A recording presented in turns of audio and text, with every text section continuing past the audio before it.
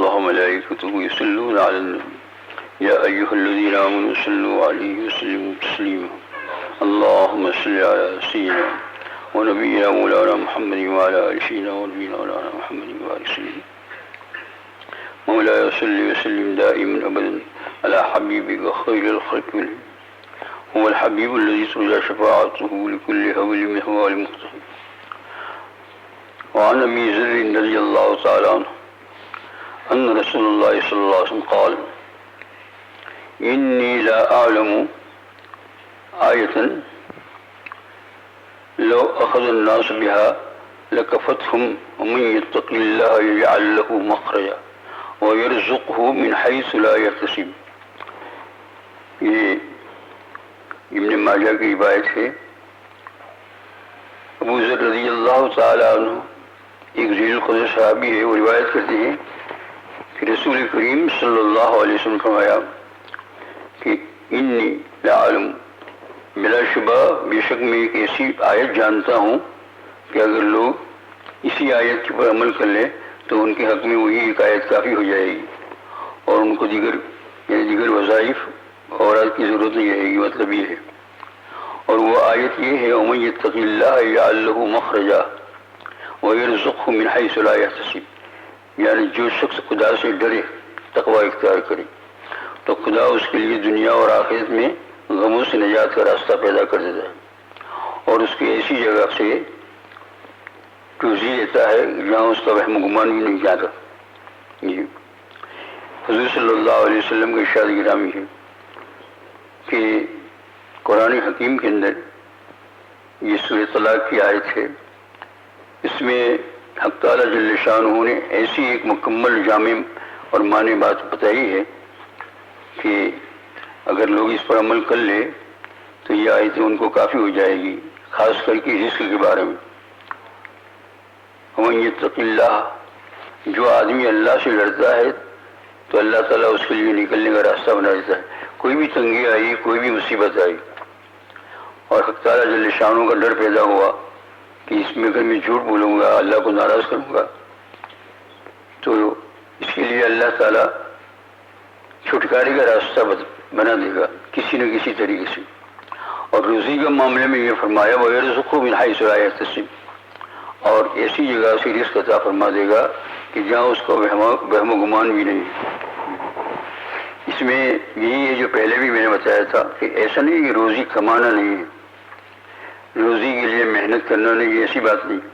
اس کے متعلق تو یہ آیا ہے کہ رزق کسب حلال کی روزی کو تلاش کرنا کسب الحلال ہے.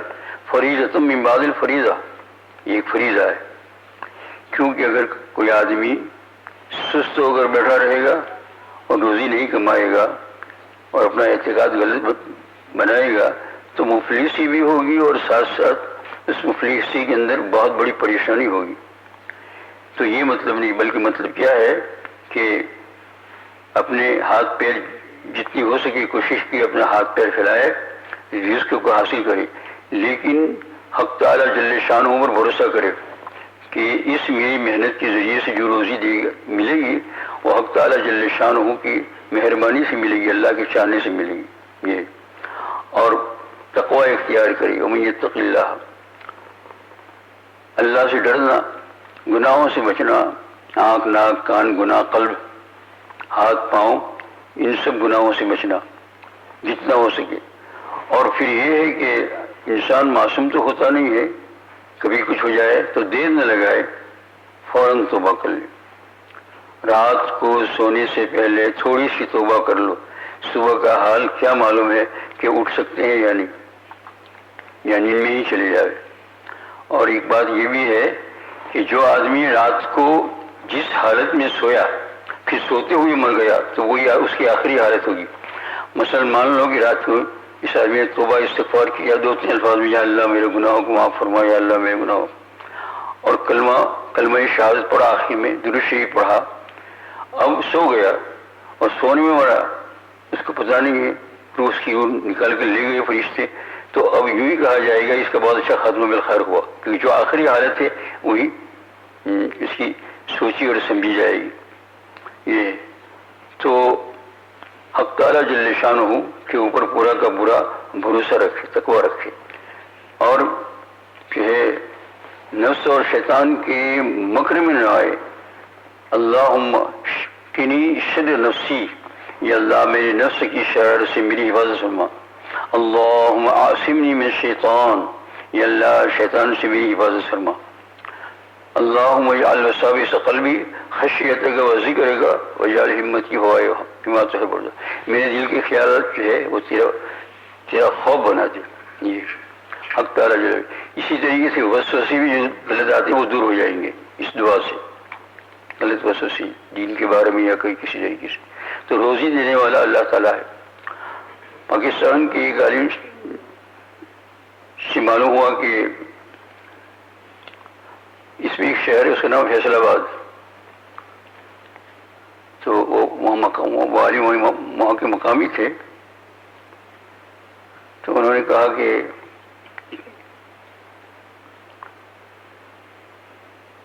وہاں فیصل آباد کے اندر کار جاتی ہے اور موٹر بس جاتی ہے، لیکن اس سے قریب میں چھوٹے چھوٹے گاؤں بھی ہے، تو وہ گاؤں والے بیچارے دوڑتے دوڑتے یہاں آتے تھے تاکہ ان کی بس نہ چلی جائے، پھر جاتے تھے۔ بعض کو وہیں ٹھہرنا پڑتا تھا، گرمی کا ملک ہے، سو جاتے تھے، صبح میں جلدی کہیں جانا ہوتا تھا۔ تو ایک عورت بیوی بہت سخی تھی، بیوی کی سخاوت، بیوی کی نیکیاں ضرور شوہر کے اندر اثر کرتی ہے، کچھ نہ کچھ تو اثر کرتی ہے، بالکل نہیں۔ اور بعض اوقات جو ہے وہ عورتیں جو ہے مرد سے اس کام میں بڑھ جاتی ہیں۔ تو اس نے اپنے شوہر کو مشورہ دیا کہ بیچارے غریب لوگ جو ہے فیصل آباد کے قریب گاؤں سے آتے ہیں، یہاں ٹھہرتے ہیں، اور ان کے لیے کوئی سامان نہیں ہے، تو ایسا کیوں نہ کرے، ہم کو اللہ تعالیٰ نے دیا ہے تو ہم ایک مسافر خانہ چھوٹا سا بنائے، وہیں وہ لوگ آ ٹھہرے۔ تو شوہر نے مان لیا کہ ٹھیک ہے، اللہ تعالیٰ نے ہمیں بہت کچھ دیا ہے، خود کی کھیتی باڑی، باغ گارڈن، گیہوں سب پکتا ہے، تو ایک ہلکا سا مسافر خانہ جس کو آپ ہوٹل کہہ سکتے ہیں، لیکن وہ مسافر خانہ ہی تھا، قائم کر دیا۔ اب لوگ آتے تھے، پھر کھانے کا بھی ان کے لیے انتظام کر دیا، باورچی رکھ لیا، کہا کہ جو لوگ یہاں رات کو آئے اور گھر نہ جا سکے یہیں سوئے تو ان کے لیے کھانا پکایا ہوا بھی ہوتا ہے، تیار کر دو۔ اس طریقے سے کام چلا کئی مدت تک۔ پھر جو ہے ایک دن اس کی ایک دوست نے مشورہ دیا اس کو، شیطانی مشورہ، دوست بھی دو قسم کے ہیں، ہے نا، اس لیے دوست نیکوں کو کرنا، بروں کو نہیں کرنا ورنہ ہلاک ہو جاؤ گے، کہ اس نے مشورہ دیا کہ تیری بیوی تو تجھے کنگال بنا دے گی،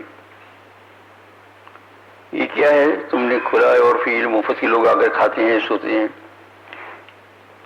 تو بار بار اس نے کہا تو اس کے دل میں آیا تھا کہ چلو بند کرو، بند کر دیا، بیوی کو کہہ دیا کہ بند کر دو، اس کو یہ کوئی ضرورت نہیں ہے۔ وہ بیچاری بیوی جو ہے بہت ہی دل میں ناراض ہوئی، لیکن کچھ کہا نہیں شوہر کو۔ پھر کچھ دن کے بعد جو ہے وہ مولانا بیان کرتے تھے کہ کچھ دن کے بعد اس بیوی نے شوہر سے کہا کہ میری طبیعت ذرا برابر نہیں ہے، تو چلو ذرا تفریح کو وہاں اپنی کھیتی باڑی میں ہو کر آئے، تو کہا چلو، ان کو لے کر گئے وہاں، تو شوہر بھی ادھر ادھر ٹہلتا رہا، بیوی بھی جو ہے ادھر ادھر چلتی رہی۔ وہاں ایک کنواں تھا ان کے باغ میں، اور کنویں کے اندر جو ہے آپ لوگوں نے شاید دکھا نہیں ہوگا، ہندوستان پاکستان کے اندر بہت عبادت رینٹ چلتے ہیں، پانی اندر خالی ڈول چلی جاتی ہے، پھر دوسری سے اس سے بھر کر آتی ہے، خالی چاہتی ہے بھر۔ یہ بیوی جو ہے اس کی کنویں کے ویل کے کنارے پر بیٹھ کر اندر جاگ رہی ہے بہت دیر تک۔ شوہر پھر بہت ٹہل کر آیا، پھر کہا چلو ابھی گھر جائے کیونکہ بہت دیر ہو گئی ہے۔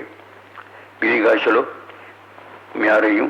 پھر وہ اندر دیکھنے لگی ایسے خوب، تو شوہر نے پوچھا اس میں کیا دیکھ رہی ہو، مچھلی دیکھ رہی ہو، کیا دیکھ رہی ہو، اندر تو کچھ نہیں۔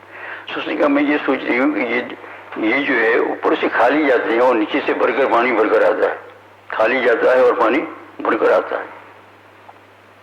یہ تو کہا ایسا ہی ہوتا ہے۔ پھر کہا کنویں میں پانی اتنا جتنا نکلتا ہے دوسرے نے دیکھو تو پھر اتنا ہی پانی ہے۔ تو شوہر نے کہا کہ اس میں سے جب پانی نکلتا ہے تو یہ قدرتی لائی ہے کہ اندر سے فوارے چھٹتے ہیں، پھر پانی جاتا ہے، کم نہیں ہوتا ہے، کم ہوتا نہیں بات ہی۔ تو بیوی نے کہا جب یہ بات ہے تو پھر ہم بھی جو ہے یہاں جو ہے خالی ڈول بھر بھر کے لوگوں کو دیتے تھے کہ آپ کا خیال ہے کہ ہماری روزی میں کمی ہوگی؟ فوراً شوہر ہسبینڈ کے دل کے اندر جھٹکا لگا اور فوراً سب مسافر خانے چالو کر دو، ہم نے بہت غلط کیا، حق تعالیٰ جل شانہ نے جو پہلے تھا اس سے بھی زیادہ دیا۔ تو اس لیے حق تعالیٰ جل شانہ کے اوپر بھروسہ، توکل، اعتماد، بہت مالدار ہو یا غریب ہو، مفلس ہو کنگال ہو، حق تعالیٰ ومن یتق اللہ یجعل ومن یتوکل علی اللہ فہو حسبہ، جو آدمی اللہ کے اوپر بھروسہ کرے اللہ سے راضی۔ حاجی حضرت مولانا گنگوئی رحمۃ اللہ علیہ بہت بڑے بزرگ ہیں، تو ان کے یہاں کئی مہمان کھاتے تھے، صبح اور شام دونوں۔ آپ تو سمجھتے ہیں ہم مہمانی کرتے ہیں، ہم کیا مہمانی کرتے ہیں؟ اللہ والوں نے جو مہمانی کی ہے، شیخ عبد القادر جیلانی رحمۃ اللہ علیہ کی دسترخوان پر 3000 آدمی کھاتے تھے، اور زمانے کے بادشاہ نے ان سے ریکویسٹ کیا کہ ہم آپ کو کچھ مدد کرے گا، کچھ نہیں، کوئی مدد کی ضرورت نہیں، اللہ مدد کرتے ہیں۔ تو میں کہہ رہا تھا مہارشی گنگوئی رحمۃ اللہ علیہ کئی 100 آدمی کھاتے تھے، تو بعضوں کو شبہ ہوا کہ ان کے یہاں کوئی چوری کا مال آتا ہے، کیا ہوتا ہے؟ جو زندہ نہیں ہوتے وہ ایسا ہی خیال کرتے ہیں۔ اللہ والوں کے متعلق غلط خیال کرنا یہ زندگی کے اندر بہت بڑا وبال ہے، اس کو یاد رکھنا۔ اس لیے کہ من عاد ولیا فقد آذنتہ بالحرب او کما قال الشرع، جس نے میرے ولی سے دشمنی کی تو اس کے ساتھ میری لڑائی کا چیلنج ہے۔ کون کہتے ہیں؟ اللہ تعالیٰ۔ تو پھر کسی دیکھنے والے کو بھیجا کہ جا کے تلاش کرو، کوئی دیکھنے والے کو بھیجا، وہ آیا اندر تلاش، سب لوگوں کے ساتھ بیٹھا، ذکر بھی کیا، یہ بھی کیا، وہ کیا، پھر آخر میں سب دیکھا لیکن کچھ معلوم نہیں ہوا۔ 3 دن تک رہا، کوئی چیز ایسی معلوم نہیں ہوئی کہ جو غیر راستے سے آتی ہو۔ جاتے وقت ملاقات کے لیے آیا، السلام علیکم، ملاقات کی، اور پھر کچھ بات ہوئی۔ پھر اس نے کہا حضرت مجھے یہ سمجھ بھی نہیں آ رہا ہے کہ اتنا سارا یہاں کھانا پکتا ہے، کھاتے ہیں، کہ آتا کہاں سے؟ تو کہا توکل۔ کہا توکل کیا چیز ہے؟ کہا تم اتنی دیر میں توکل نہیں سمجھ سکتے ہو، بس یہ اللہ پر بھروسہ، اتنا سمجھ لو۔ لیکن وہ آدمی مجلسوں سے بہت متاثر ہوا تھا، اللہ والوں کی یہاں جو جاتا ہے نا اس کا دل کھینچ جاتا ہے۔ 3 رات رہا، ذکر سنا، یہ سنا، اعتقاد پیدا ہو گیا حضرت سے۔ پھر ملاقات کر کے جانے لگا، جیب میں ہاتھ ڈالا، 10 روپے کی نوٹ بن کی ایک لفافے میں اور حضرت کے دیا۔ تو حضرت نے کہا یہ کیا ہے؟ کہا یہ ہدیہ ہے، تحفہ آپ کے لیے۔ کہا اسی کا نام توکل ہے۔ کس کا نام ہے؟ توکل۔ اس طریقے سے اللہ جل شانہ، اور ہم کو سمجھ میں بھی نہیں آتا ہے کہ اللہ جل شانہ کس طریقے سے روزی دیتے ہیں، کہاں سے روزی دیتے ہیں، خبر بھی نہیں ہوتی ہے۔ تو اس لیے حضور صلی اللہ علیہ وسلم نے ارشاد فرمایا تمہاری زندگی کے اندر تقوی اختیار کر لو، اللہ پر بھروسہ کرو، تمہارے کھانے کا، پینے کا، سب کا جو ہے وہ ذمہ دار اللہ جل شانہ ہو جائے گا، اور اس سے ایمان بہت پکا ہوگا، کیونکہ جب غیب سے روزی کا سامان آئے گا 1 دن 2 دن، تو پھر ایمان بہت پکا ہو جائے گا، حق تعالیٰ جل شانہ سے محبت پیدا ہو جائے گی، حضور صلی اللہ علیہ وسلم سے سچی محبت پیدا ہو جائے گی، عقیدت پیدا ہو جائے گی۔ اللہ تعالیٰ ہم سب کو توفیق عطا فرمائے۔ جی یہ پہلے جو مجلس ہوا کرتی تھی تو اس میں پڑھاتا تھا آپ کو مجلس کے شروع ہونے سے پہلے کہ یہ 3 صورتیں روزانہ پڑھ لینا چاہیے۔ سورہ اخلاص، قل هو اللہ احد، قل اعوذ بالفلق، قل اعوذ بالناس، یہ 3 صورتیں رات کو پڑھ لینی چاہیے، مغرب بعد کسی بھی وقت کے اندر، تو یہ بہت ہی وظیفوں کی جگہ پر کام آ جاتی ہے۔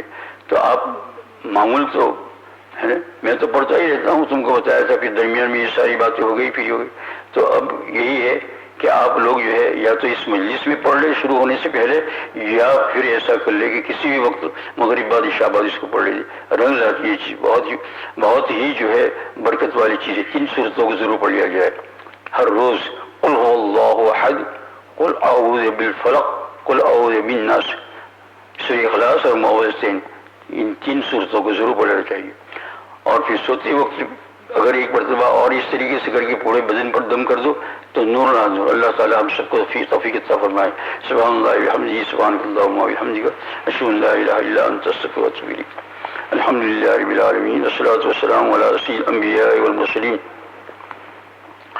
اللهم يا ذا الجلال والإكرام يا صريخ المستصرخين ويا منتهى العاجزين والمفرج على المكروبين والمروح المغمومين يا كاشف المكروب يا إله العالمين ويا أرحم الراحمين منزول بكل حاجة اللهم إنك خلاق عظيم إنك غفور رحيم إنك البر الجواد العرش الكريم اللهم اغفر لنا وارحمنا وعافنا وارزقنا واسترنا واجبرنا وارفعنا واهدنا ولا تضلنا برحمتك يا أرحم الراحمين برحمتك یا ارحم الراحمین. یا اللہ قبول فرما لے، مولا کریم قبول فرما لے.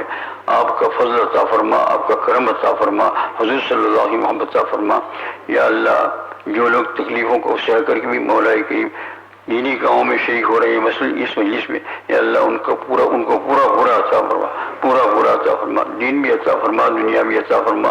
یا اللہ ہمارے والدین کی مغفرت فرما، ہمارے چاہنے والے جو بھی ہے مولا کریم ان سب کو مولا کریم بہترین طریقے سے یا اللہ جل شانہ انعامات عطا فرما. یا غفور الرحیم دنیا اور آخرت کی دولت سے مالا مال فرما، خاتمہ بالخیر فرمانا. موت کے وقت یا اللہ کلمہ ایمان زبان سے یا قلب سے یا اللہ نصیب فرمانا. مولا کریم ارحم الراحمین حضور صلی اللہ علیہ وسلم مستقل میں ہماری دعاؤں قبول فرما. ہمارے والدین جو آخرت پہنچ چکے ہیں ان کی مغفرت فرما دیجیے، اور جو حیات ہے اللہ ان کو صحت تندرستی عطا فرما. وصلی اللہ تعالی علی خیر خلقہ مولانا محمد وعلی آلہ وصحبہ اجمعین برحمتک یا ارحم الراحمین.